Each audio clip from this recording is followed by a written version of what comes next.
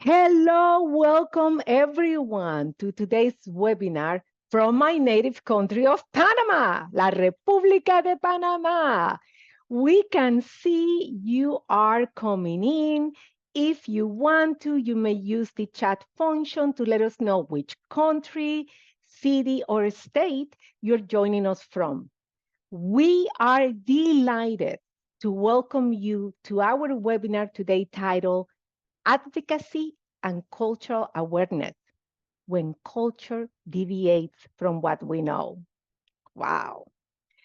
Okay, my name is Analia, and I am the manager of training and curriculum here at Cross Cultural Communications, the leading U.S. training agency for medical and community interpreting and creators of Blue Horizon, our online learning platform for our self-paced and live training programs. I will be your host for today's one-hour webinar. Before we begin, and as we wait for everyone to come online, we know we see people trickling in. Thank you so much for joining us today. I would like to share a few pieces of training listed on our website for the spring of 2025. Andrew will share the link of each training session. And as I mentioned then, please remember CCC operates on Eastern Time. Okay, Eastern Time Zone. Around the corner in March, we have Interpreting in Education. This brand new dynamic workshop is designed for interpreters who wish to work in K through 12 education, public education, providing them with understanding of ethics, effective communication management strategies, and specialized terminology necessary for success. The workshop will be presented by the beautiful, gorgeous, amazing Mireya Perez, the host of the podcast Brand the Interpreter. Next, also in March, we have the TCII TOT. The TOT trains and licenses interpreters to deliver the Community Interpreter International Program. This allows you to run your own training programs with the help and support of CCC. The spring cohort starts on March 17th and runs until April 4th.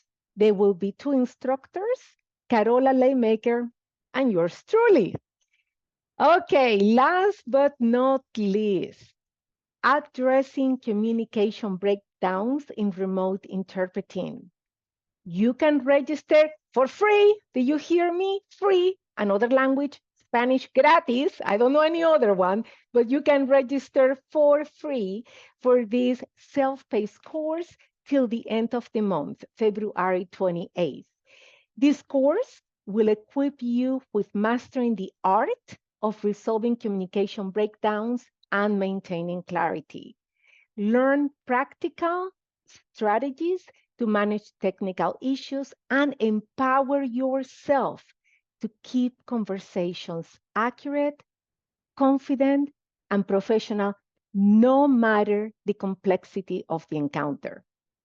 I hope you join us. Okay, a few more things. Let's go over a few points regarding the webinar, right? The webinar presentation will last 40 to 45 minutes, followed by a 15 to 20-minute Q&A period, during which you can ask our presenter questions about the presentation. During the webinar, please keep the Q&A feature open and use the Q&A to submit your questions for our presenter. For other questions or comments for us here at Cross Cultural Communications, please use the chat feature instead.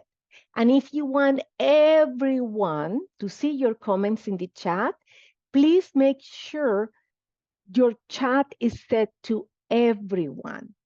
Lastly, if you want to stay on after our presenter leaves at the end of the hour to chat with Andrew and me, We will be happy to answer any questions that you may have regarding cross-cultural communications and Blue Horizons. The webinar has been approved for CEUs. Please, please, please, everyone, remember 24 hours after the webinars, attendees will be emailed a link to download a certificate of attendance. It will go to the email you used to register for this webinar. Please check your spam or junk folder if you don't see it. Certificates are only available for attendees of the live session of this webinar. Again, this is important to remind everybody. Certificates must be downloaded within 3 weeks of today's session. 3 weeks, don't delay. We won't be able to send you certificates after the 3 weeks. Also, after you download your certificate, save it in your computer, and you will want to add your name to the fillable field. You can also print it if you choose to do so. Okay, without further ado, let's begin our webinar titled Advocacy and Cultural Awareness, when culture deviates from what we know. Our presenter today is Jorge Mejia. Jorge has recently assumed the role of Language Access Director at Ventura County Medical Center, where he is building a language access department from the ground up. Congratulations, kudos to you, Jorge. Okay, let's continue learning about Jorge.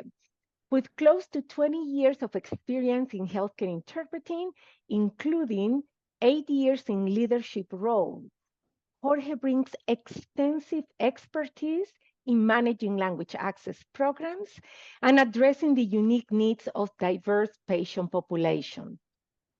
A licensed trainer for community interpreters, Jorge is also a recognized speaker on best practices in healthcare interpreting and cultural awareness. He has delivered numerous presentations on topics such as trilingual healthcare interpreters and the advocacy of indigenous language needs in healthcare. What an important topic. Jorge resides in California's Central Coast. He is deeply committed to bridging communication gaps in healthcare and championing, I love that word, inclusivity through solutions that are both culturally and linguistically appropriate. Jorge, we are delighted to welcome your expertise and your knowledge to this webinar. The floor is all yours. I will disappear and chime in later. Thank you, Jorge. Thank you, Analia, Andrew, Hall, and John Arroyo. Thank you so much, CCC, for having me here, and to everybody. It's a little bit of a nervous feeling seeing so many people connected, but it's humbling, and thank you. It's a great honor to be able to speak to everyone and to be listened to for the next 45 minutes. Hopefully I will be able to rise to the occasion. It's a wonderful opportunity to be able to speak to those who are already doing a lot of the job that I'm going to be speaking about. So I appreciate all the greetings and the congratulations from everybody on the chat. I did want to start here, so I'll start by sharing. And I've been told that you won't be seeing me, so I'm sparing everybody that, and you'll be able to see the presentation. So hopefully we are able to see that in just a bit. And Analia, let me know if anything doesn't match, but I think it is. Today, we're talking about advocacy and cultural awareness when culture deviates from what we know. I wanted to just talk briefly where this idea was born from, in a sense, where it originated from. I was noticing as I continued to interpret, not just with myself and other medical providers, but also with my colleagues, other trilingual individuals that speak an indigenous language particularly, I started to notice that there is this consistency that even after we interpreted it for them. And the interpreters I work with are top notch. But even after we interpreted and it was as clear as possible, it seemed like there was still hesitancy. There was still a lack of compliance from patients from time to time. And providers and sometimes even interpreters would think, well, maybe they still don't understand. In fact, that was something that would usually happen. They would always say, I don't think they're understanding because they're not accepting what we're telling them they should be doing. And so I started just thinking and conversing with a lot of my colleagues that, hey, maybe the miscommunication isn't just linguistical. And so this is where this subject kind of started. When culture deviates from what we know, and the idea is what happens when a situation or a miscommunication is more than just linguistical. It's no longer the words that are being interpreted or that are being heard or that are being expressed. Because if it was just the words, then all we needed to do was to find the right words. But even then, sometimes there was a reluctance, there was a hesitancy, there was a lack of compliance. People ended up not wanting to do certain things that were being provided to them or recommended to them, or sometimes even told that they had to do. And so that's really where this came from. And the idea came when there was this interruption of communication. Do we advocate? How much do we advocate? Do we push a little bit more? Do we step outside of our role as an interpreter or the traditional role of the interpreter? And do we advocate more? And so a lot of questions started to circulate around this idea. Obviously, we worked with our team at the hospital where I was working, which was Natividad Medical Center, and now I'm in Ventura County. And the idea started coming from different locations, different perspectives. Some people thought, well, that's too much advocacy. If you step out of your role, if you speak as an interpreter and you advocate for them directly, it's too much. And then there was another component, another group of individuals, particularly from indigenous descent, with a third language, that they said, no, we need to be able to advocate for them in a special way because of cultural differences. And so when culture deviates from what we know, what I'm talking to is I'm not talking about people that are maybe monolingual, that only speak English perhaps, and that have a Western culture. I'm talking about sometimes within our culture, our own culture, we can find a subculture that deviates from what we know. And as interpreters, I am always very humbled by how much people in this profession understand, know, and empathize about culture. And even then, sometimes things can deviate. So that's really where this came from. So just to go quickly into it, our objectives, or my objective as I present here to answer a few of these questions is, does what we say in our language always mean the same thing? And that's really part of what the miscommunication is. And that's important because we're interpreting things into a particular language. So does it always mean the same thing? Does it have different meanings? We'll talk a little bit about that. How do we properly highlight a miscommunication? When there is an obstacle of miscommunication, how do we bring that to the forefront so that people could arrange or resolve it naturally, organically? What further information can we provide to both sides, both the provider, the LEP or the limited English proficient individual, to make that more fluid? And how much do we advocate? Is there such a thing as too much advocacy? The answer depends on the interpreter, on the provider, on the LEP, and on many other factors, but we'll see if we can navigate through that question. So just to review, I know that everybody here, or the great majority, knows the role of the interpreter. We have taken many, many years, perhaps, some of us, a lot of time to not only clarify, but to establish the role of the professional interpreter. And obviously for us, in an easy way, is to facilitate effective communication. That's why we exist. That's why we work in the field that we work in. We do it either in writing or we do it in the spoken language. And we're very good at what we do. As a collective, as a unit, we're very, very good at what we do. This is one of the reasons why the profession of a healthcare interpreter, court interpreter, community interpreter is so necessary, but also being met by very, very good individuals. So as we proceed here, The way that we accomplish this is with various tools, training such as this, CCC, where we have the opportunity to converse and talk about different things that affect us as a whole and try to find a solution to it. We'll talk about, we all know standards of practices and code of ethics, but we'll talk about two particular ones, although there's a lot of them. Obviously, we have accuracy, confidentiality, respect, but cultural awareness is a very big component of the medical interpreter or of the professional interpreter, and then patient advocacy that exists particularly in healthcare, community interpreting, school interpreting, or educational. Not so much in court, obviously, but these two components will be highlighted throughout the whole presentation. So what are these two aspects in the healthcare environment? So cultural awareness, again, is understanding, respecting, recognizing cultural influences so that there can be a mutual understanding.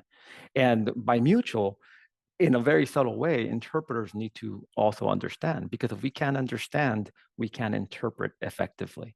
And that's something that we work and strive to. Also, advocacy, particularly in medical interpreting, again, or community interpreting and educational interpreting, again, is to allow equal access to quality care, to quality services, promoting understanding, informed consent, very, very big, particularly in the medical world.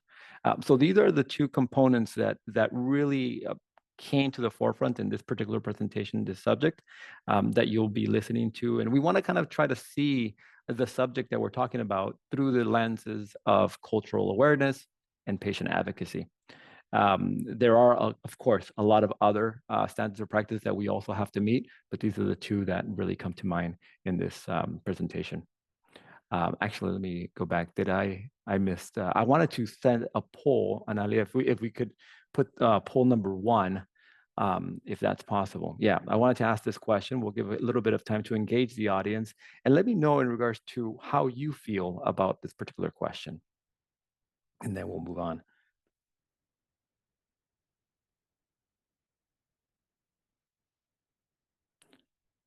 Oh, that's very, very interesting.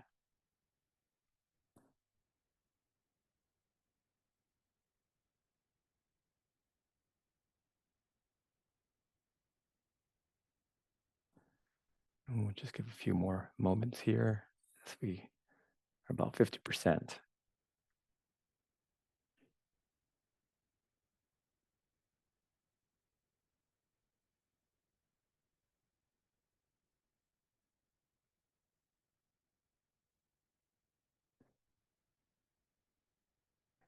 And something that's coming up here in the poll, just as I look at this, and this we're about 60% participation, which is great, is that the great majority of people here feel very comfortable or somewhat comfortable. And I would have to probably say that I kind of venture in the area of between that, very comfortable, somewhat comfortable, because I think that as a unit, we always feel like, well, there might be still things that I don't know, but we're also very, very much comfortable with our role and our professional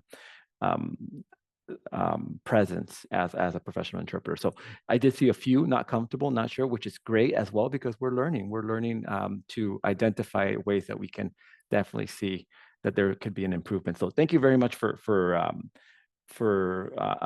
participating in that poll. It's very, very helpful.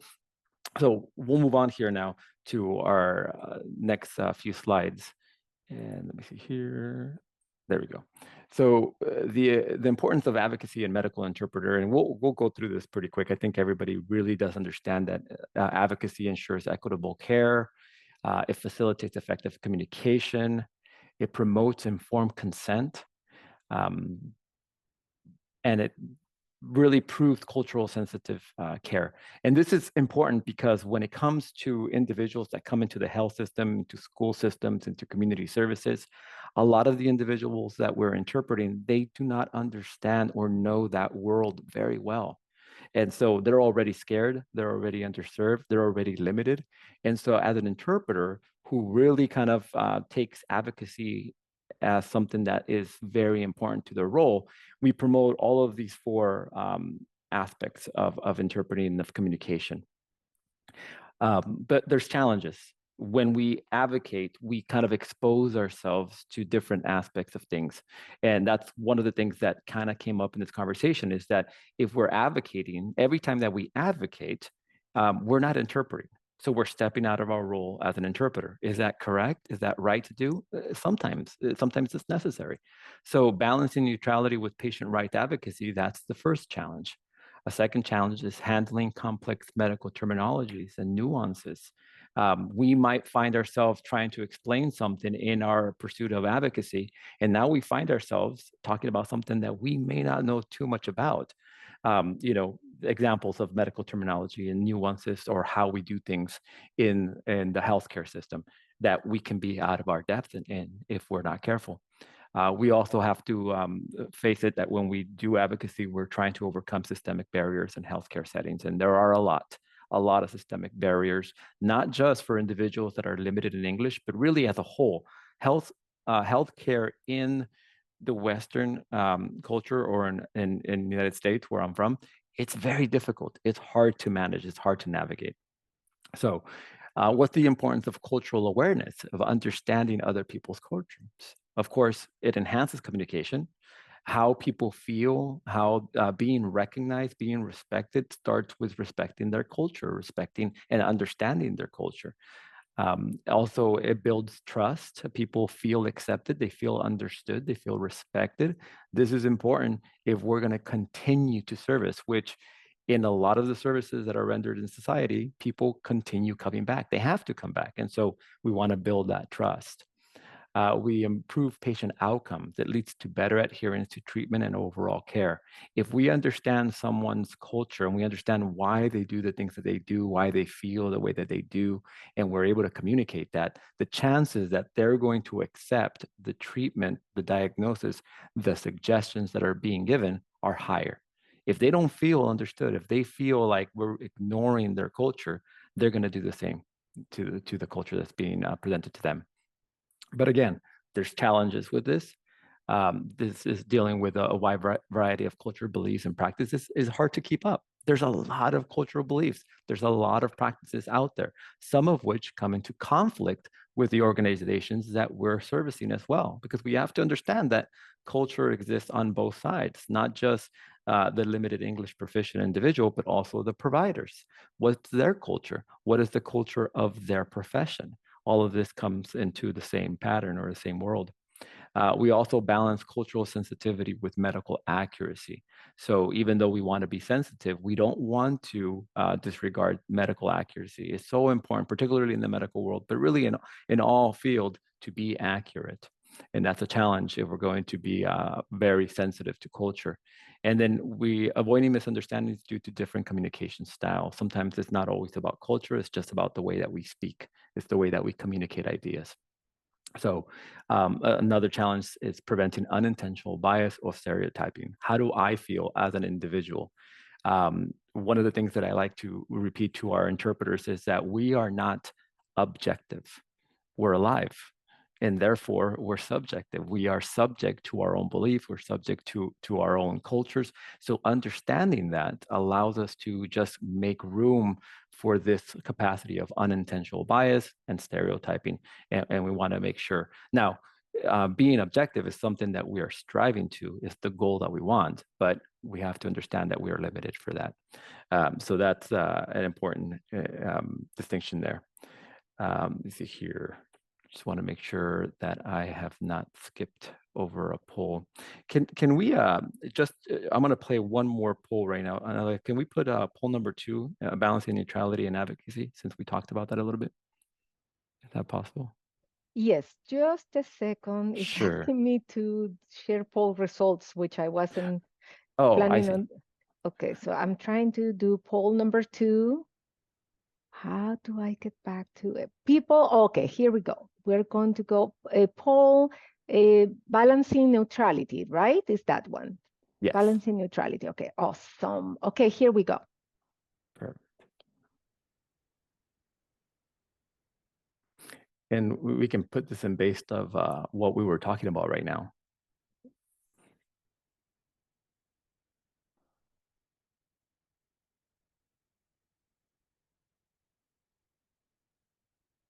Very good.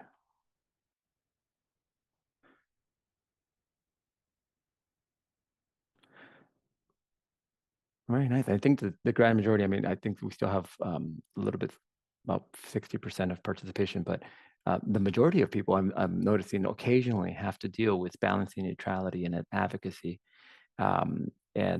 and the role that it takes, into that. So that's encouraging.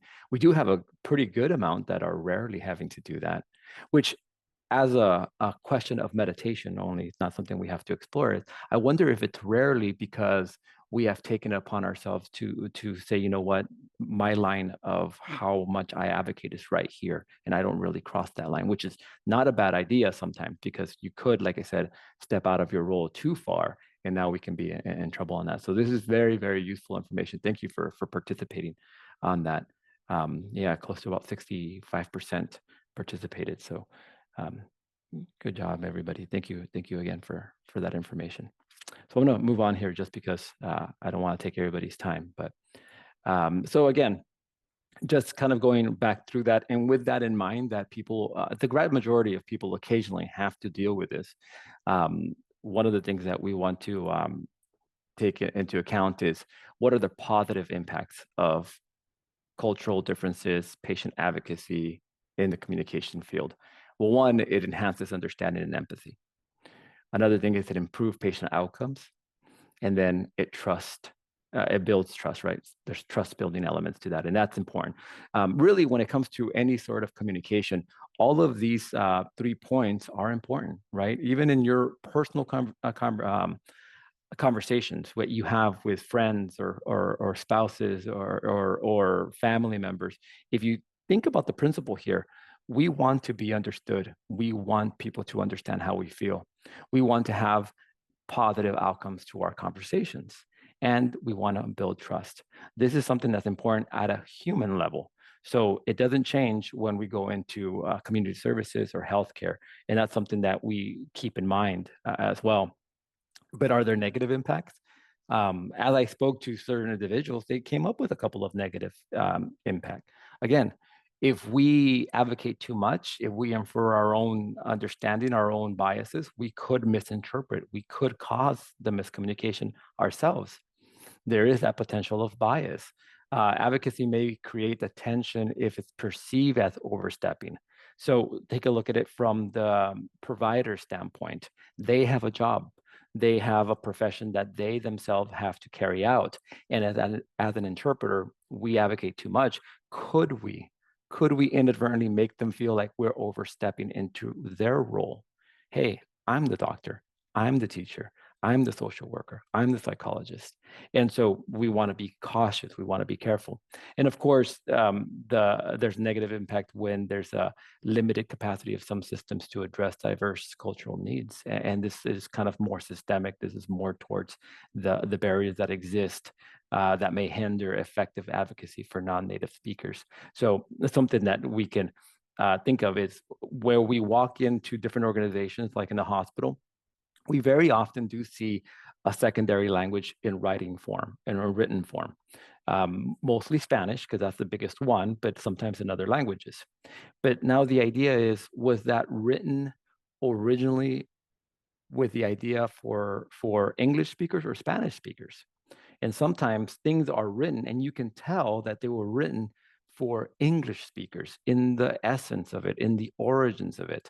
And so then it's kind of just changed over for Spanish, and it doesn't always appeal or make the impact that it would, because it wasn't written originally with those people in mind. And so again, it may still hinder that effectiveness of communication. So those are things that we see there.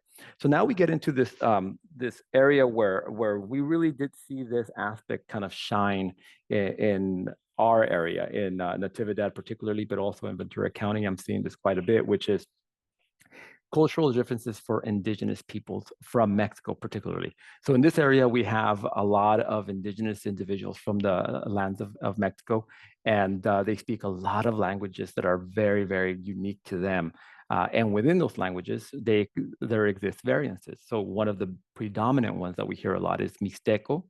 We hear about Zapoteco, Chatino, Triqui. These are all indigenous languages. that indigenous people speak still, and that are very core to their particular culture.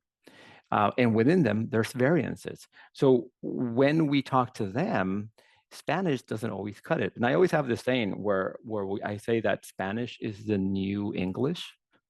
And I've seen it more prevalent now. Is if we go back 20 years ago, individuals that were immigrating here to the United States, they did their best to speak English as much as they could. But now we see an influx of indigenous individuals that are coming in, families that are coming in, that they do their best to understand Spanish because Spanish is readily available, but Spanish is not their primary language. And so if you speak an indigenous language, that's your primary language, because nobody really learns indigenous language, or very little of people learn an indigenous languages for fun. It's so intrinsic, it's so complex that you really learn to speak this language as part of your upbringing, as part of your family environment. So again, just talking about those kind of languages that exist, and these are just a few, and they're very distinct from Spanish. It's the equivalency of finding Navajo or finding a Cheyenne language. These have nothing to do with English any more than these have to do with Spanish. And so trying to speak slower in Spanish, louder in Spanish, does not communicate to them because they have a very different language. And so it's something that we want to.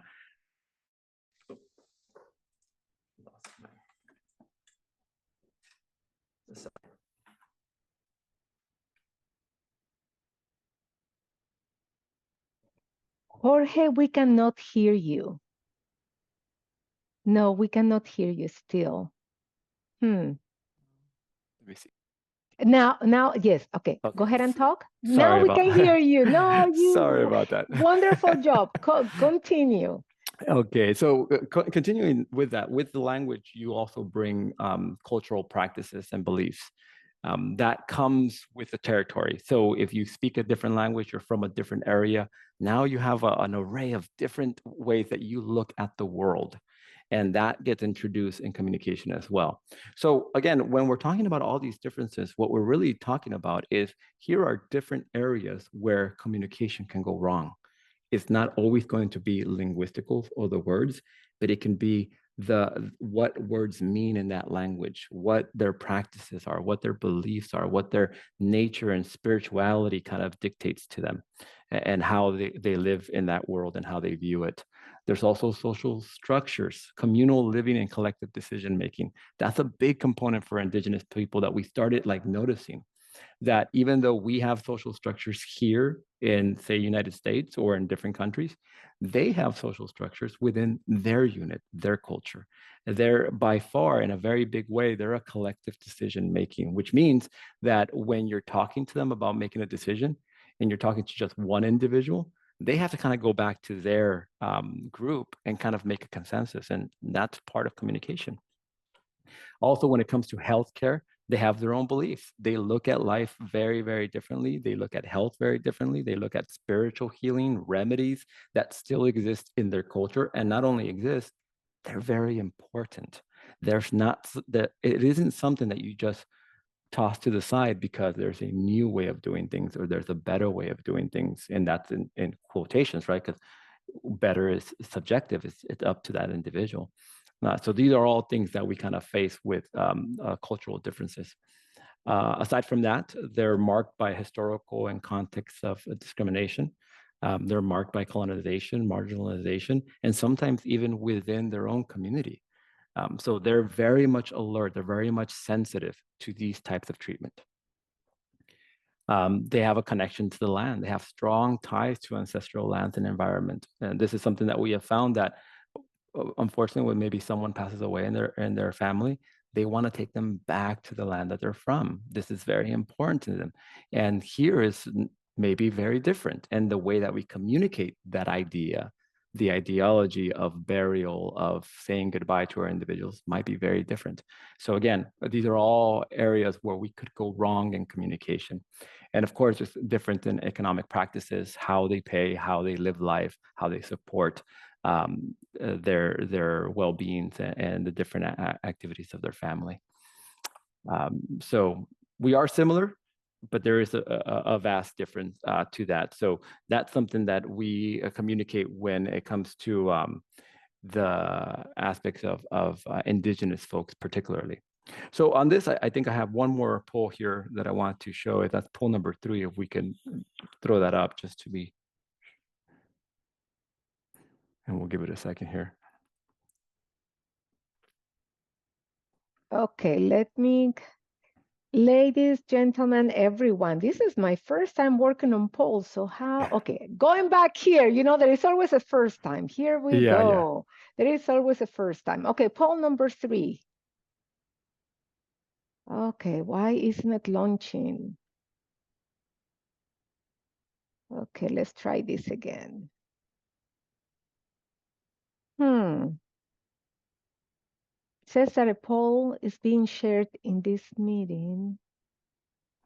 I think we have to stop sharing. Oh, there we go. Oh, there we go. Okay, let me go.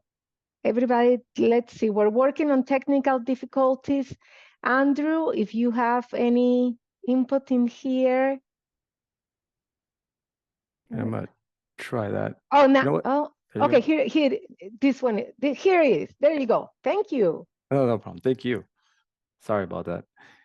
And as we answer this, here's a perspective. So the purpose of this is we're trying to see it through our experience, and we're trying to kind of just what we think and how we feel when it comes to miscommunication in healthcare interpreting particularly, but where does it fall, right? And I included the answer a combination of all of the above, which is the truest answer, I think. But I was tempted to not put that option so that we can force the other ones to see where it was at. But yeah, just like I thought, a combination of all of the above, which is actually, it's good information because it just shows us our capacity to understand that miscommunication can come from very different areas. It doesn't always come from the same one, and identifying these are crucial. But I do see also that there's kind of like a split decision between language differences and cultural differences, and that's very true. That's a very big aspect of it. So thank everybody for participating on that. We'll just give it a few more seconds here, and then we'll close it.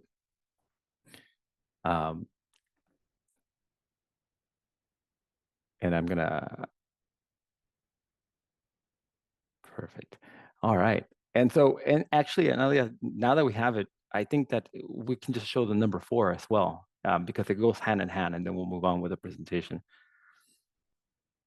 Okay, let me go ahead and go to 4. There you go. Okay. So I think if you stop sharing, maybe I can share because it keeps saying that the poll has been launched in this meeting. Oh, okay, I see. I think, let me see here. Is that Okay, it? Perfect. yes. Okay, so can everybody see it now, right? And this question, I think it was interesting too, because now we're looking at from the provider standpoint. What do we think that they think, which might be different? I hope it's different.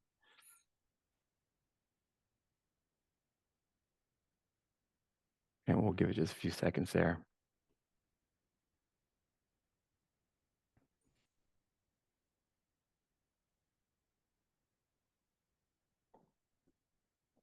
And I think it's just really showing that the majority of us, and I agree, of us feel that the number one reason in their minds for miscommunication has to usually do with language barriers. And I think that we're really spot on that. About 60, almost 70% of us feel that way. And I think we're right. I think that that's one of the only reasons that exists in the mind of our providers. So we'll just give it a few more seconds there.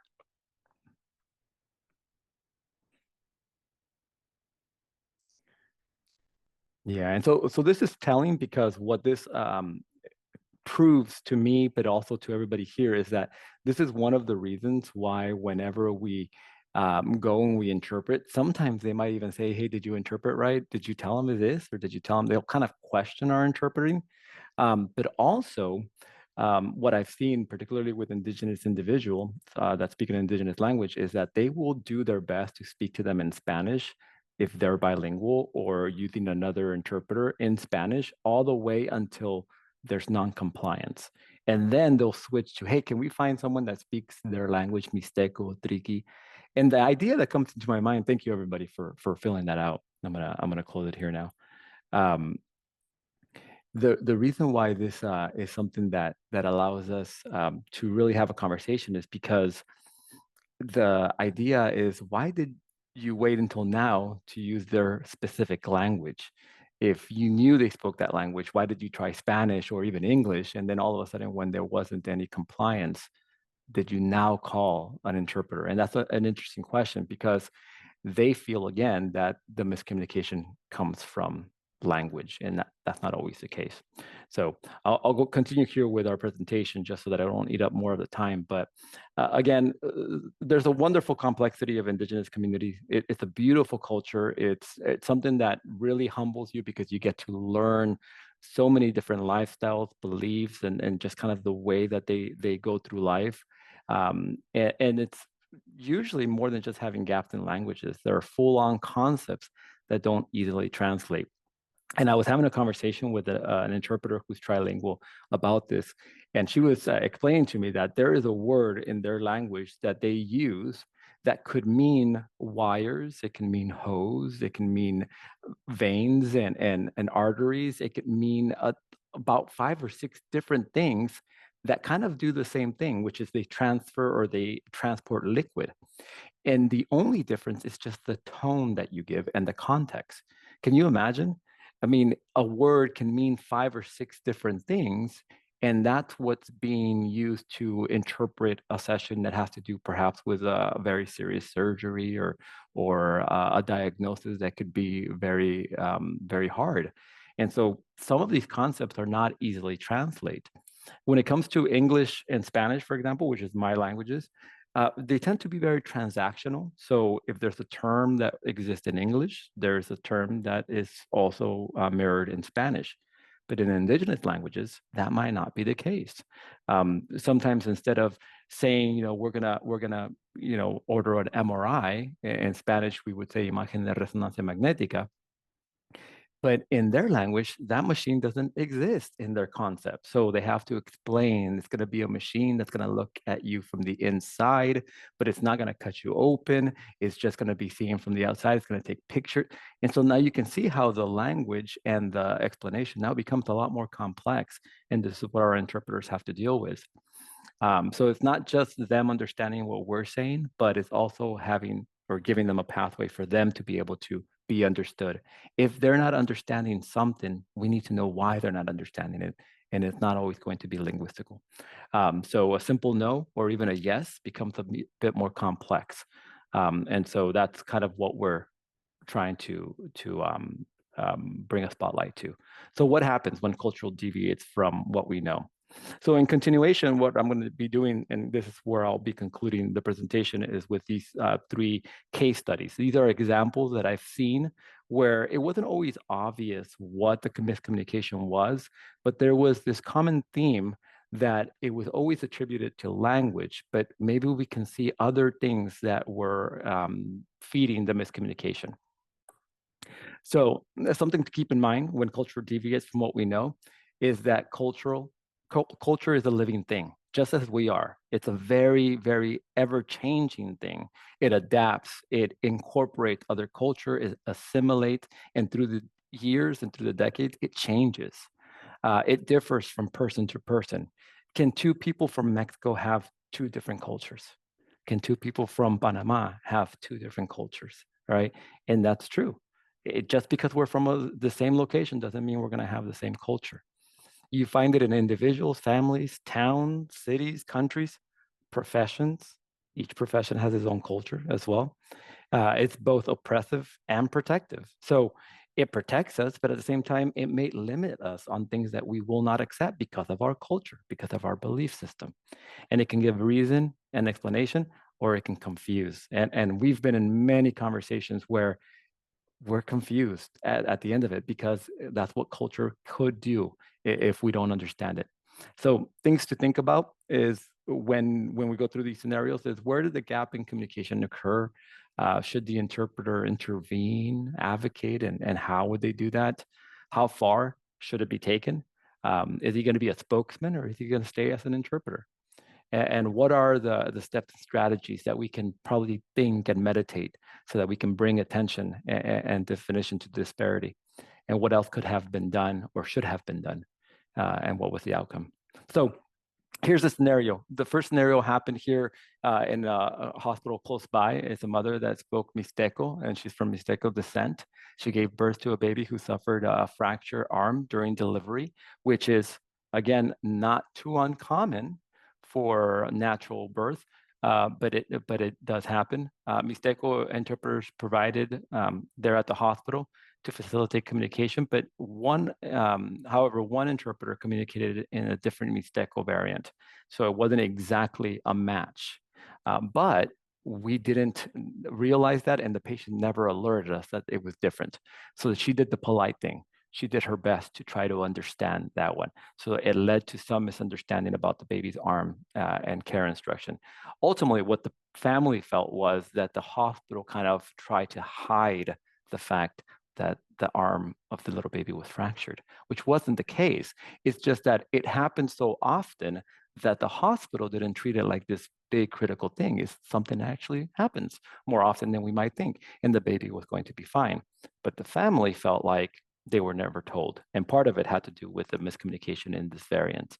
So there was a lack of communication, a lack of understanding.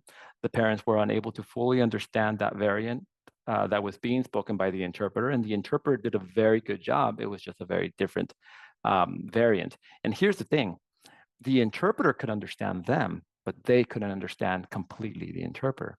So this lack of communication contributed to the misunderstanding how to care for the baby's fractured arm. It was almost glossed over, and that's how they felt.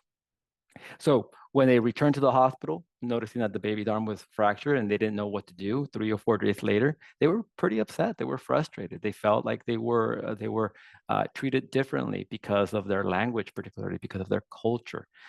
This situation highlighted the critical need for appropriate interpretive services to avoid delay and improper care. So we started establishing a new routine. When an indigenous interpreter talked to an individual that spoke their indigenous language, they would have to verify before the communication continued or conversation, do you understand my variants? Do you understand what I'm saying? Or do you think that there is a different variant that might fit better? So this was now a routine part of the practice so that we can ensure that that language was as close to a match as possible after this situation. And so this brought up a lot of questions. If the interpreter spoke Mixteco, how come the parents didn't understand them? That's something that the provider asked us. Did they know that the patient were not understanding? That was something that they asked us too. Did the interpreter know that they weren't understanding? And it wasn't obvious to the interpreter because the patient never said anything that they couldn't understand. And that happens.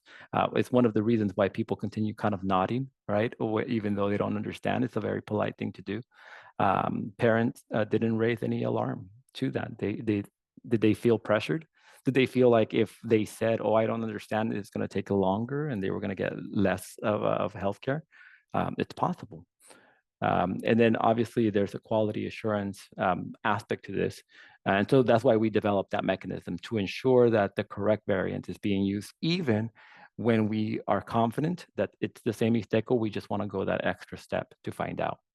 And the patients were discharged with incomplete information. That was the result. And it wasn't until they returned that they fully understood, right? And so it took a while for them to kind of get all the information. Whereas an individual that didn't have this linguistic, this cultural barrier, they probably would have understood it on day one before they left. Here's a couple that went home with a baby with a fractured arm, and not until a week later did they get all the information. Could be something that's very nerve-wracking for first-time parents. Here's another scenario. And this one is a transfusion for a newborn. And here is where I speak about concepts that are not always understandable. A young couple, they had a newborn baby, and unfortunately the baby was going to be needing a blood transfusion. But the parents were from indigenous descent. This time they spoke Zapoteco. The challenge was that not only the communication, but because it was done primarily in Spanish, the couple was mostly very compliant. So everything that the doctor, the nurses would say, they would accept without real, resistance. But at one of these occasions, they were putting the resistance to the blood transfusion. They didn't really quite understand why or what they were talking about, but also why it was necessary. And so they called me. I actually got to interpret in this one. And that's when I found out, oh, well, they don't speak Spanish. That's not their primary language. After a few attempts to try to determine what the language was, we were able to find it, but we had to continue. We continued in Spanish for a bit. But when that matter of blood transfusion was brought up, the physician was unsure whether they understood. And if so, how can we help them? They weren't willing to accept the blood transfusion. And that's what alerted the physician to say, hey, we got to get another interpreter. So the continuation to this is that the physician, the doctors, they were confused or concerned that they would agree on why they wouldn't agree. So part of what happens with these conversations is that people will say yes, but they won't make the decision to actually do it. What actually happens is that, well, if you think it's necessary and it has to be done, and then they'll ask a question, but do you think it's necessary to do it right now? Is it urgent? Can we wait a little bit? And then the circle starts kind of rolling, right? They don't ever get to the point where they give consent. And so the doctors started getting a little concerned because they're like, we've had this conversation about 5 times and they haven't agreed to the blood transfusion, but they're accepting it. And that's because they couldn't communicate that they didn't want the blood transfusion because they didn't understand why a baby this small would need more blood if they're born with all the blood that they need. There wasn't something that was obvious that they were bleeding. And so they kept kind of giving this vicious cycle of explaining to the parents what was going to happen and then getting a vague response. This had to do not just with linguistics, but it had to do more with culture, with how they view things. But more importantly, they couldn't explain that they understood blood transfusion or the lack thereof as something different. They felt that they didn't have the agency to be able to explain why they didn't believe in the blood transfusion. So they also weren't used to disagreeing with authorities such as a doctor. That's not something that they're used to doing. So they're at a loss on how they can communicate these things. So what we learned from this experience, the aftermath of all this is that after several conversations, we were able to determine several things. First, the parents didn't know how or why a newborn would need a blood transfusion. That was a big component of this conversation. They didn't understand, why does my baby need a blood transfusion? Even though they understood the blood levels were low, they felt that there was never a conversation of alternatives. Does it have to be a blood transfusion? Can we do something different? And these are conversations that parents should and would want to have with their providers. They didn't know what condition the blood was in. Whose blood? Is it my blood? If it's mother's blood? Is it a family member's? Is it a stranger's? Like, how they didn't understand the concept of how that worked. And even though they realized the decision was necessary, there were ample clinical reasons to proceed with the transfusion immediately. They believed that by delaying it, it would resolve on its own, which is very common. So again, there are many areas where we can find this sort of miscommunication and danger zones. Consents, forms, life-sustaining devices, religious and alternative rituals that are meaningful to the individual, end-of-life conversation, particularly when it has to do with hospice, and language preferences and registration, identifying what their language are. Most of the time, what I hear a lot is like, well, they speak Mixteco, but they also speak Spanish pretty well.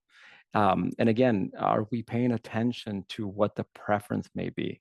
And so that's something that we as interpreters, we have to advocate for, and we do so by bringing light to this. So again, in conclusion, just because I know that we're kind of getting close to the time here, culture and language are 2 different things. It seems obvious, and it is obvious to us, but it's not always obvious or clear to other people. Sometimes the limitation and understanding of concepts and ideas aren't always linguistical. Sometimes they're very much cultural. Sometimes they're very much individually to those individuals that are coming in through the healthcare environment. When a language doesn't follow the common language spoken, it usually lacks equivalencies. And that's something that we have to understand. And so more often than not, the words must be used to fill in the gaps. We have to talk more, we have to explain more, and that's advocacy. When dealing with a patient or an LIP that has a language that differs, with the one that is commonly used. No, yes, it doesn't always mean the same thing. It comes to be easily spoken, right? People usually say no to things or yes to things, and they don't really always understand why. And when it comes to choosing what languages an LLP prefer, it becomes less about preference and more about necessity. I can't tell you how often I've been told, they told me they spoke Mixteco, but they've been understanding Spanish all this time, but I feel like we really need to use a Mixteco interpreter now because they're really not understanding. And so now the question becomes, well, what changed? They didn't stop learning or understanding Spanish in the meanwhile, right? So the more likely scenario is they've never understood Spanish at that level. They needed a Mixteco interpreter from the very beginning. And so again, it's something that we might have to advocate. And finally, it takes time for a provider to create an environment that helps LEP to be true to their decisions. It takes time, understanding, and this allowance to understand that we want to provide the highest care as possible. So just in closing, what do we do as access providers? Take the time to identify the potential of language comprehensions and limitations. Don't force the option. That's not what we're trying to do. It might be a process to convince someone to use their primary language that comes slowly and after several attempts. Work with preparing and alerting healthcare providers, basically preach the gospel, right? Continue working with our medical providers, explain to them the significance, the importance of languages of higher deficiencies, but also of lesser deficiencies, such as indigenous languages. Resist the inclination of assuming that simply because of geographical locations or common language that cultures are identical. Language is not culture. And I keep, reminding our interpreters of that language is not culture. It's a component of culture, but it's not culture in itself. And then debrief. When you find things that go wrong, things that could be improved on, don't be afraid of having a conversation about it afterward. It could be rather frustrating when they change from one language to another. But it's something that we have to have a conversation explaining to our providers. So that's pretty much it for me here. So I'm going to stop sharing my screen and I'll turn it over back to Analia. Thank you, everybody, for listening. And hopefully there's some questions. Wow, Jorge, what an interesting and informative topic. I mean, people have been loving it from the very, very beginning. So we have several questions. Let's go ahead and get started right away. I'll go in order of submission. It says, may I ask what are the languages spoken by the trilingual interpreters you work with that notice the difference in culture within our own culture? So primarily the one that's really big is Mixteco. Mixteco is really big in my area, but there's, of course, every area has their own, so it might be different. Mixteco, Triqui, and Zapoteco are primarily the ones that exist. And it took me a while because I've been working with them for about 5-6 years. It took me a while to understand that concept because, Spanish and English are so transactional that whenever they would explain to me that, that what they were finding is that there's a difference in culture. I didn't quite understand it. So they actually taught me. I had to learn from them that there is quite a bit of a gap in culture there. But those are the primary languages. Yeah. Okay, thank you. Okay, another question is, do you interpret in the rare disease world, are the cultural gaps wider? Is there a gender difference? I don't know if there'd necessarily be a gender difference. It's possible, but I do in the hospital and with specialists, we do from time to time have to interpret for rare disease, of course. And yes, the cultural gaps are wider there. So, for example, something that's very, very mild, if we may say, if someone has an infection, for example, right? Something so general, but in their language, what may exist only is that they have pain. But the idea of an infection has to be kind of really described. Whereas in Spanish, infection, that's why you have pain. And so it's not pain for the sake of pain. But yeah, the gaps can be very, very wide in those areas. Okay, thank you very much. Okay, next question. Okay, and I think you did this. Will there be some practical examples of this important topic that would be really helpful for better understanding, which you did? Are many of the languages you mentioned only spoken languages versus written spoken languages? That's a great question. So with indigenous languages, particularly, and language in general, when a Mm-hmm. language starts disappearing, the first thing that disappears is the written component of it. That's why a language kind Mm-hmm. of becomes extinct, right? Because it's not written down. And so Mm-hmm. a lot of these are written, but they've kind of developed into a very phonetic written form. So people sound it out and they write it according to what they hear. If we go back though, some of these languages still retain some grammar to it, but a lot of them have lost the written language and they're primarily spoken, which is why Mm. we differ so much in variances. It's one of the reasons. Very interesting. Yeah. I just want to take a moment, everyone. It's 12:30. The webinar is formally over. If you need to go back to work or whatever you were doing, you are free to go. If you were obviously attending the webinar, you should get your certificate of attendance.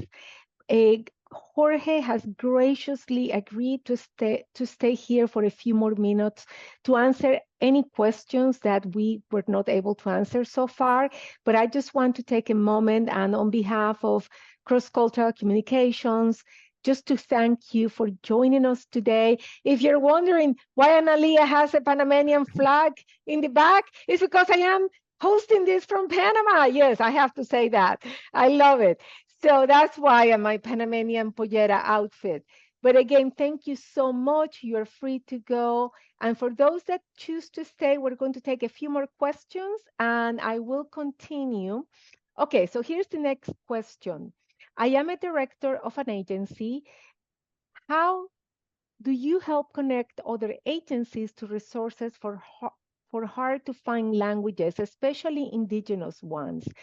It is hard to turn away clients because we aren't able to secure trained interpreters.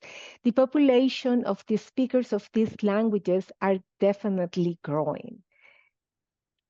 Yeah, that's actually a really good question. So one thing that I've been trying to work with our providers or our health providers is that um, you can always teach someone to become an interpreter, but you can't always teach them a language. And Mm, that's never been truer with indigenous languages.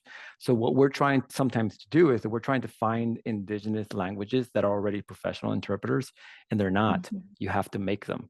And so that's what's been mhm, successful in Natividad particularly, but I'm trying to replicate in VCMC is that we're trying to bring in people that are community members that hold strong that language and then give them the training to become interpreters. And so that's something that's very difficult to do. And so I completely feel the pain of this individual because mhm, I've something that I'm going through is that you have to forge them, you have to make them. They don't readily exist. They're they're becoming a little bit more popular. So mhm. indigenous languages particularly are where Spanish was about 20 years ago, maybe 25 years ago, where it wasn't Interesting. formally, right? Interpreters were just people that spoke Spanish and they would help their family members or friends. That's happening with the indigenous languages. So the best way to do it is to find organizations and to attract individuals and provide them a location where they can train. And if you can train them and give them that ability to work as an interpreter, they'll become interpreters very quickly, actually, and then you'll have more professional interpreters. Yeah. Wow, that's awesome. I Yeah. like that, Jorge. Way to go. Okay, another question. Any specific resources about these indigenous languages to learn more about their culture? Do you have any suggestions for the audience? So well, so yes, there's not as many resources out there, but there are organizations, here in California. Again, there's MyCup, Centro Binacional, but I'll do a Mhm. little shout out for Natividad Hospital. If you ever want to like look them up and contact interpreting services there, that's a great resource. I mean, you have Wow, half of the interpreters there are all trilingual indigenous interpreters that work as staff interpreters. I'm trying to do the wow. same thing in BCMC, so hopefully I can be a resource as well. No, great suggestions. Okay, here's one. How DEI may affect the availability of interpreters in the medical field? What's your take on that one? I'm assuming this is because of the new administration that's kind of taken over and the hit. So I can Yes. only say that it's unfortunate. It's probably one of the saddest things that we can see Mm-hmm. happening.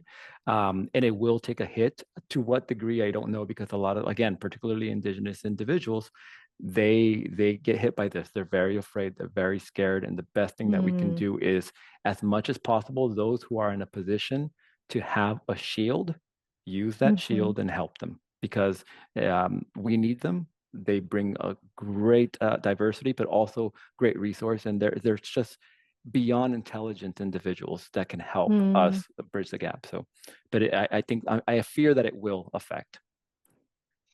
Okay, thank you. A question here. For the third poll, did you consider level of education? And if so, under which option? You know what? That's actually a really good question. Let me reread the poll. I have it right Yes, here, go ahead actually. to refresh our minds. It was a She said, while, right? right, because it was poll 3, when miscommunication occurs in healthcare interpreted, what do you believe is the most? And I would probably put that one under unseen factors, probably. But they're absolutely right. It's not just education, but it's health literacy. Period, right?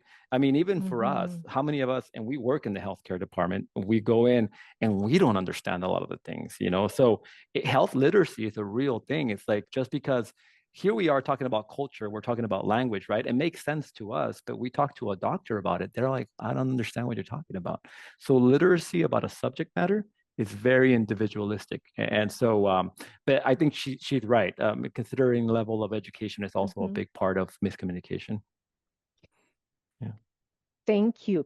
Okay, for people in the audience, I want you to know we have always great news here at CCC. The recording of this webinar will be posted tomorrow.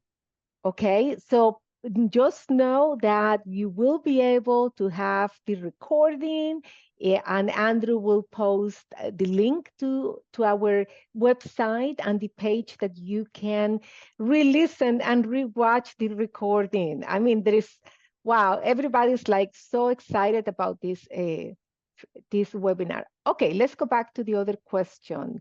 In my opinion, one of the most difficult language barriers is when the provider is using high register or going in circles or forgetting their audience. Any comments on that one?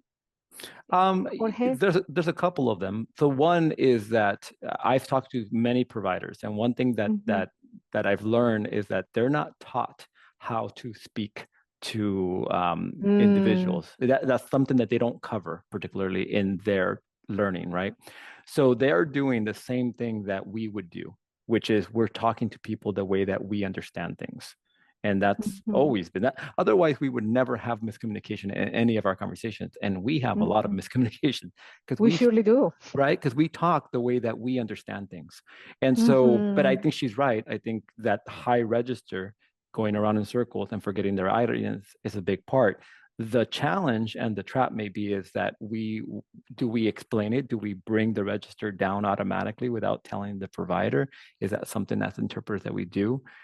It depends, right? It depends on the situation. But I think she's correct. I think that's most of the difficulties there. Okay, thank you, Jorge. Okay, one more question, because Jorge needs to go back to work. He graciously is presenting for us.